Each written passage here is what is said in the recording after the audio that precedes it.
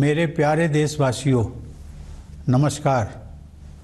देश विदेश में रहने वाले सभी भारतीयों को स्वाधीनता दिवस की हार्दिक शुभकामनाएं। यह दिन हम सभी के लिए अत्यंत हर्ष और उल्लास का दिन है।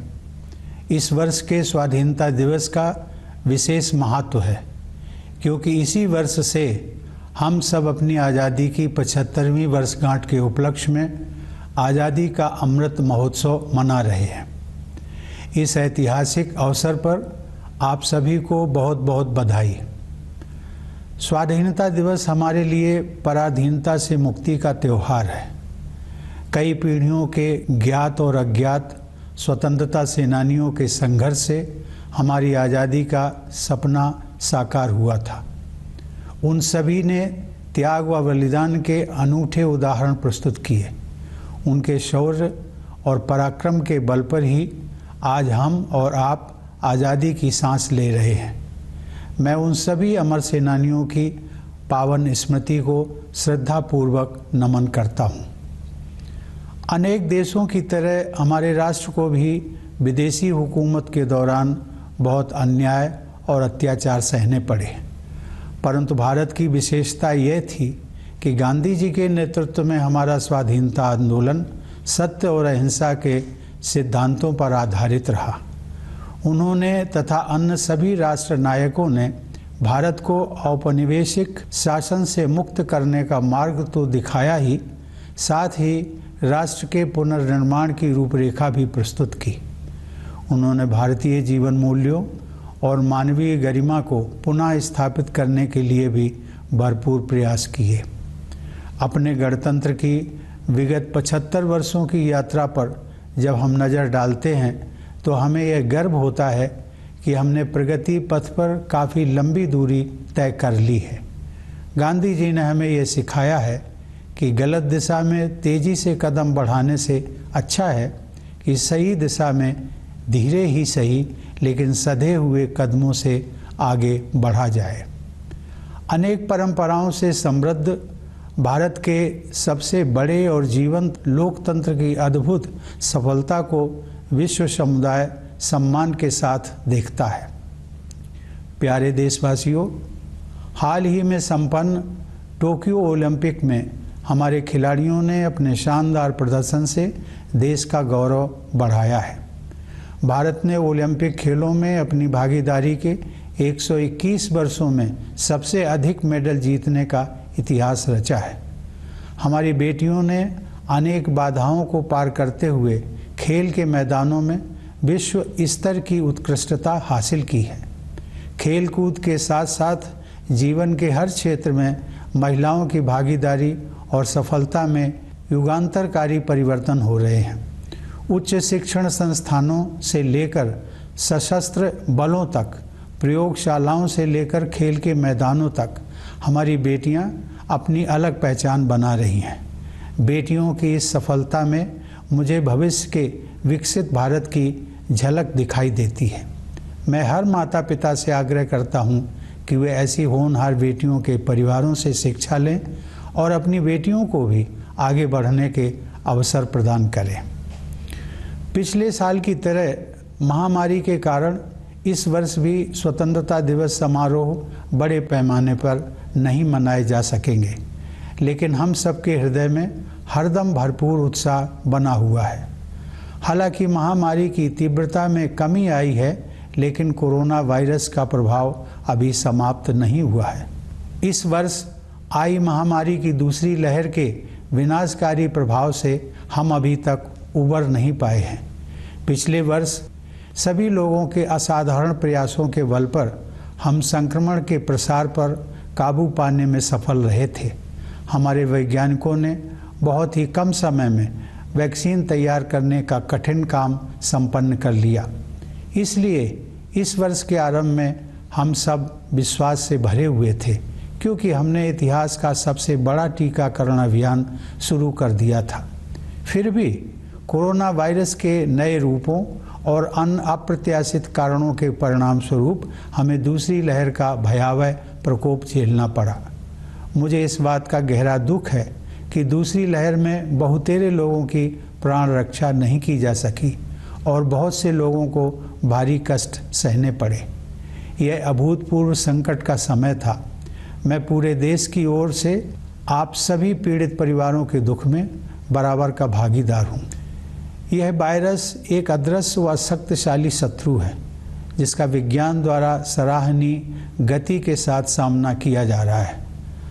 हमें इस बात का संतोष है कि इस महामारी में हमने जितने लोगों की जानें गंवाई हैं उससे अधिक लोगों की प्राण रक्षा कर सके हैं।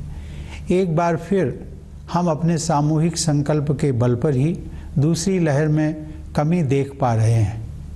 हर तरह के जोखिम उठाते हुए हमारे डॉक्टरों, नर्सों, स्वास्थ्यकर्मियों, प्रशासकों और अन्य कोरोना योद्धाओं के प्रयासों से कोरोना की दूसरी लहर पर काबू पाया जा रहा है। कोविड की दूसरी लहर से हमारी सार्वजनिक स्वास्थ्य सेवाओं के बुनियादी ढांचे पर बहुत दबाव पड़ा है। सच तो यह है कि विकसित अर्थव्यवस्थाओं समेत किसी भी देश का बुनियादी ढांचा इस विकराल संकट का सामना करने में समर्थ सिद्ध नहीं हुआ। हमने स्वास्थ्य व्यवस्था को मजबूत बनाने के लिए युद्ध स्तर पर प्रयास किए। देश के नेतृत्व ने इस चुनौती का डटकर सामना किया। केंद्र सरकार के प्रयासों के साथ साथ राज्य सरकारों, निजी क्षेत्र की स्वास्थ्य सुविधाओं, गैर सरकारी संगठनों तथा अन्य समूहों ने सक्रिय योगदान किया। इस असाधारण अभियान में कई देशों ने उदारता से अनिवार्य वस्तुएं उसी तरह साझा की जैसे भारत ने बहुत से देशों को दवाइयाँ, उपकरण और वैक्सीन उपलब्ध कराई थी। इस सहायता के लिए मैं विश्व समुदाय का आभार प्रकट करता हूँ। इन सभी प्रयासों के परिणाम स्वरूप काफ़ी हद तक सामान्य स्थिति बहाल हो गई है और अब हमारे अधिकांश देशवासी राहत की सांस ले रहे हैं। अब तक के अनुभव से यही सीख मिली है कि अभी हम सबको लगातार सावधानी बरतने की ज़रूरत है। इस समय वैक्सीन हम सबके लिए विज्ञान द्वारा सुलभ कराया गया सर्वोत्तम सुरक्षा कवच है। हमारे देश में चल रहे विश्व के सबसे बड़े टीकाकरण अभियान के तहत अब तक 50 करोड़ से अधिक देशवासियों को वैक्सीन लग चुकी है। मैं सभी देशवासियों से आग्रह करता हूं कि वे प्रोटोकॉल के अनुरूप जल्दी से जल्दी वैक्सीन लगवा लें और दूसरों को भी प्रेरित करें। मेरे प्यारे देशवासियों, इस महामारी का प्रभाव अर्थव्यवस्था के लिए उतना ही विनाशकारी है जितना लोगों के स्वास्थ्य के लिए। सरकार गरीब और निम्न मध्यम वर्ग के लोगों के साथ साथ छोटे और मध्यम उद्योगों की समस्याओं के विषय में भी चिंतित रही है। सरकार उन मजदूरों और उद्यमियों की ज़रूरतों के प्रति भी संवेदनशील रही है जिन्हें लॉकडाउन और आवागमन पर प्रतिबंधों के कारण कठिनाइयों का सामना करना पड़ा है। उनकी ज़रूरतों को समझते हुए सरकार ने पिछले वर्ष उन्हें राहत प्रदान करने के लिए बहुत से कदम उठाए थे। इस वर्ष भी सरकार ने मई और जून में करीब 80 करोड़ लोगों को अनाज उपलब्ध कराया। अब यह सहायता दीपावली तक के लिए बढ़ा दी गई है। इसके अलावा कोविड से प्रभावित कुछ उद्यमों को प्रोत्साहन देने के लिए सरकार ने हाल ही में 6,28,000 करोड़ रुपए के प्रोत्साहन पैकेज की घोषणा की है। यह तथ्य विशेष रूप से संतोषजनक है कि चिकित्सा सुविधाओं के विस्तार के लिए एक वर्ष की अवधि में ही 23,220 करोड़ रुपए खर्च किए जा रहे हैं। मुझे इस बात की खुशी है कि सभी बाधाओं के बावजूद ग्रामीण क्षेत्रों में विशेष रूप से कृषि के क्षेत्र में बढ़ोतरी जारी रही है। हाल ही में कानपुर देहात जिले में स्थित अपने पैतृक गांव परौख की यात्रा के दौरान मुझे यह देखकर बहुत खुशी हुई कि ग्रामीण क्षेत्रों में लोगों के जीवन को सुगम बनाने के लिए बेहतर इंफ्रास्ट्रक्चर विकसित किया जा रहा है। शहरी और ग्रामीण क्षेत्रों के बीच की मनोवैज्ञानिक दूरी अब पहले की तुलना में काफ़ी कम हो गई है। मूलतः भारत गाँव में ही बसता है, इसलिए उन्हें विकास के पैमानों पर पीछे नहीं रहने दिया जा सकता। इसीलिए प्रधानमंत्री किसान सम्मान निधि सहित हमारे किसान भाई बहनों के लिए विशेष अभियानों पर बल दिया जा रहा है। ये सभी प्रयास आत्मनिर्भर भारत की संकल्पना के अनुरूप हैं। हमारी अर्थव्यवस्था में निहित विकास की क्षमता पर दृढ़ विश्वास के साथ सरकार ने रक्षा, स्वास्थ्य, नागरिक उड्डयन, विद्युत तथा अन्य क्षेत्रों में निवेश को और अधिक सरल बनाया है। सरकार द्वारा पर्यावरण के अनुकूल ऊर्जा के नवीकरणीय स्रोतों, विशेष रूप से सौर ऊर्जा को बढ़ावा देने के नवीन प्रयासों की विश्वव्यापी प्रशंसा हो रही है। जब ईज ऑफ डूइंग बिजनेस की रैंकिंग में सुधार होता है तब उसका सकारात्मक प्रभाव देशवासियों की ईज ऑफ लिविंग पर भी पड़ता है। इसके अलावा जन कल्याण की योजनाओं पर विशेष जोर दिया जा रहा है। उदाहरण के लिए 70,000 करोड़ रुपए की क्रेडिट लिंक्ड सब्सिडी योजना की बदौलत अपना खुद का घर होने का सपना अब साकार हो रहा है। एग्रीकल्चरल मार्केटिंग में किए गए अनेक सुधारों से हमारे अन्नदाता किसान और भी सशक्त होंगे और उन्हें अपने उत्पादों की बेहतर कीमत प्राप्त होगी। सरकार ने प्रत्येक देशवासी की क्षमता को विकसित करने के लिए अनेक कदम उठाए हैं, जिनमें से कुछ का ही उल्लेख मैंने किया है। प्यारे देशवासियों, अब जम्मू कश्मीर में नव जागरण दिखाई दे रहा है। सरकार ने लोकतंत्र और कानून के शासन में विश्वास रखने वाले सभी पक्षों के साथ परामर्श की प्रक्रिया शुरू कर दी है। मैं जम्मू कश्मीर के निवासियों, विशेषकर युवाओं से इस अवसर का लाभ उठाने और लोकतांत्रिक संस्थाओं के माध्यम से अपनी आकांक्षाओं को साकार करने के लिए सक्रिय होने का आग्रह करता हूँ। सर्वांगीण विकास के प्रभाव से अंतर्राष्ट्रीय मंच पर भारत का कद ऊंचा हो रहा है। यह बदलाव प्रमुख बहुपक्षीय मंचों पर हमारी प्रभावी भागीदारी में तथा अनेक देशों के साथ हमारे द्विपक्षीय संबंधों को सुदृढ़ बनाने में परिलक्षित हो रहा है। प्यारे देशवासियों, 75 साल पहले जब भारत ने आज़ादी हासिल की थी तब अनेक लोगों को यह संशय था कि भारत में लोकतंत्र सफल नहीं होगा। ऐसे लोग शायद इस तथ्य से अनभिज्ञ थे कि प्राचीन काल में लोकतंत्र की जड़ें इसी भारत भूमि में पुष्पित पल्लवित हुई थी। आधुनिक युग में भी भारत बिना किसी भेदभाव के सभी वयस्कों को मताधिकार देने में अनेक पश्चिमी देशों से आगे रहा। हमारे राष्ट्र निर्माताओं ने जनता के विवेक में अपनी आस्था व्यक्त की और हम भारत के लोग अपने देश को एक शक्तिशाली लोकतंत्र बनाने में सफल रहे हैं। हमारा लोकतंत्र संसदीय प्रणाली पर आधारित है, अतः संसद हमारे लोकतंत्र का मंदिर है, जहां जनता की सेवा के लिए महत्वपूर्ण मुद्दों पर वाद विवाद, संवाद और निर्णय करने का सर्वोच्च मंच हमें उपलब्ध है। ये सभी देशवासियों के लिए बहुत गर्व की बात है कि हमारे लोकतंत्र का यह मंदिर निकट भविष्य में ही एक नए भवन में स्थापित होने जा रहा है। यह भवन हमारी रीति और नीति को अभिव्यक्त करेगा। इसमें हमारी विरासत के प्रति सम्मान का भाव होगा और साथ ही समकालीन विश्व के साथ कदम मिलाकर चलने की कुशलता का प्रदर्शन भी होगा। स्वतंत्रता की 75वीं वर्षगांठ के अवसर पर इस नए भवन के उद्घाटन को विश्व के सबसे बड़े लोकतंत्र की विकास यात्रा में एक ऐतिहासिक प्रस्थान बिंदु माना जाएगा।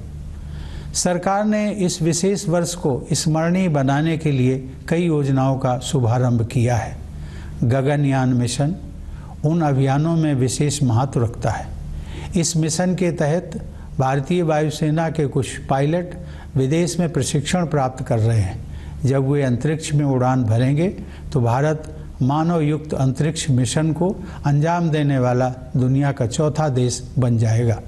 इस प्रकार हमारी आकांक्षाओं की उड़ान किसी प्रकार की सीमा में बंधने वाली नहीं है। फिर भी हमारे पैर यथार्थ की ठोस जमीन पर टिके हुए हैं। हमें यह एहसास है कि आज़ादी के लिए मर मिटने वाले स्वाधीनता सेनानियों के सपनों को साकार करने की दिशा में हमें अभी काफ़ी आगे जाना है। वे सपने हमारे संविधान में न्याय, स्वतंत्रता, समता और बंधुता, इन 4 सार गर्भित शब्दों द्वारा स्पष्ट रूप से समाहित किए गए हैं। असमानता से भरी विश्व व्यवस्था में और अधिक समानता के लिए तथा अन्यायपूर्ण परिस्थितियों में और अधिक न्याय के लिए दृढ़तापूर्वक प्रयास करने की आवश्यकता है। न्याय की अवधारणा बहुत व्यापक हो गई है, जिसमें आर्थिक और पर्यावरण से जुड़ा न्याय भी शामिल है। आगे की राह बहुत आसान नहीं है, हमें कई जटिल और कठिन पड़ाव पार करने होंगे, लेकिन हम सबको असाधारण मार्गदर्शन उपलब्ध है। यह मार्गदर्शन विभिन्न स्रोतों से हमें मिलता है। सदियों पहले के ऋषि मुनियों से लेकर आधुनिक युग के संतों और राष्ट्र नायकों तक हमारे मार्गदर्शकों की अत्यंत समृद्ध परंपरा की शक्ति हमारे पास है। अनेकता में एकता की भावना के बल पर हम दृढ़ता से एक राष्ट्र के रूप में आगे बढ़ रहे हैं। विरासत में मिली हमारे पूर्वजों की जीवन दृष्टि इस सदी में न केवल हमारे लिए बल्कि पूरे विश्व के लिए सहायक सिद्ध होगी। आधुनिक औद्योगिक सभ्यता ने मानव जाति के सम्मुख गंभीर चुनौतियां खड़ी कर दी हैं। समुद्रों का जल स्तर बढ़ रहा है, ग्लेशियर पिघल रहे हैं और पृथ्वी के तापमान में वृद्धि हो रही है। इस प्रकार जलवायु परिवर्तन की समस्या हमारे जीवन को प्रभावित कर रही है। हमारे लिए गर्व की बात है कि भारत ने न केवल पेरिस जलवायु समझौते का पालन किया है, बल्कि जलवायु की रक्षा के लिए तय की गई प्रतिबद्धता से भी अधिक योगदान कर रहा है। फिर भी मानवता को विश्व स्तर पर अपने तौर तरीके बदलने की सख्त ज़रूरत है। इसीलिए भारतीय ज्ञान परंपरा की ओर दुनिया का रुझान बढ़ता जा रहा है। ऐसी ज्ञान परंपरा जो वेदों और उपनिषदों के रचनाकारों द्वारा निर्मित की गई, रामायण और महाभारत में वर्णित की गई, भगवान महावीर, भगवान बुद्ध तथा गुरु नानक द्वारा प्रसारित की गई और महात्मा गांधी जैसे लोगों के जीवन में परिलक्षित हुई। गांधी जी ने कहा था कि प्रकृति के अनुरूप जीने की कला सीखने के लिए प्रयास करना पड़ता है, लेकिन एक बार जब आप नदियों और पहाड़ों, पशुओं और पक्षियों के साथ संबंध बना लेते हैं तो प्रकृति अपने रहस्यों को आपके सामने प्रकट कर देती है। आइए हम संकल्प लें कि गांधी जी के इस संदेश को आत्मसात करेंगे और जिस भारत भूमि पर हम रहते हैं उसके पर्यावरण के संरक्षण के लिए त्याग भी करेंगे। हमारे स्वतंत्रता सेनानियों में देश प्रेम और त्याग की भावना सर्वोपरि थी। उन्होंने अपने हितों की चिंता न करते हुए हर प्रकार की चुनौतियों का सामना किया। मैंने देखा है कि कोरोना के संकट का सामना करने में भी लाखों लोगों ने अपनी परवाह न करते हुए मानवता के प्रति निस्वार्थ भाव से दूसरों के स्वास्थ्य और प्राणों की रक्षा के लिए भारी जोखिम उठाए हैं। ऐसे सभी कोविड योद्धाओं की मैं हृदय से सराहना करता हूँ। अनेक कोविड योद्धाओं को अपनी जान भी गंवानी पड़ी है। मैं उन सब की स्मृति को नमन करता हूँ। हाल ही में कारगिल विजय दिवस के उपलक्ष्य में मैं लद्दाख स्थित कारगिल युद्ध स्मारक द्रास में अपने बहादुर जवानों को श्रद्धांजलि देने के लिए जाना चाहता था, लेकिन रास्ते में मौसम खराब हो जाने की वजह से मेरा उस स्मारक तक जाना संभव नहीं हो पाया। वीर सैनिकों के सम्मान में उस दिन मैंने बारामूला में डैगर वार मेमोरियल पर शहीदों को श्रद्धांजलि अर्पित की। वह मेमोरियल उन सभी सैनिकों की स्मृति में बनाया गया है जिन्होंने अपने कर्तव्य पथ पर सर्वोच्च बलिदान दिया है। उन जाबाज योद्धाओं की वीरता और त्याग की सराहना करते हुए मैंने देखा कि उस युद्ध स्मारक में एक आदर्श वाक्य अंकित है, मेरा हर काम देश के नाम। यह आदर्श वाक्य हम सभी देशवासियों को मंत्र के रूप में आत्मसात कर लेना चाहिए तथा राष्ट्र के विकास के लिए पूरी निष्ठा व समर्पण से कार्य करना चाहिए। मैं चाहूँगा कि राष्ट्र और समाज के हित को सर्वोपरि रखने की इसी भावना के साथ हम सभी देशवासी भारत को प्रगति के पथ पर आगे ले जाने के लिए एकजुट हो जाएं। मेरे प्यारे देशवासियों, मैं विशेष रूप से भारतीय सशस्त्र बलों के वीर जवानों की सराहना करता हूं, जिन्होंने हमारी स्वतंत्रता की रक्षा की है और आवश्यकता पड़ने पर साहस बलिदान भी दिया है।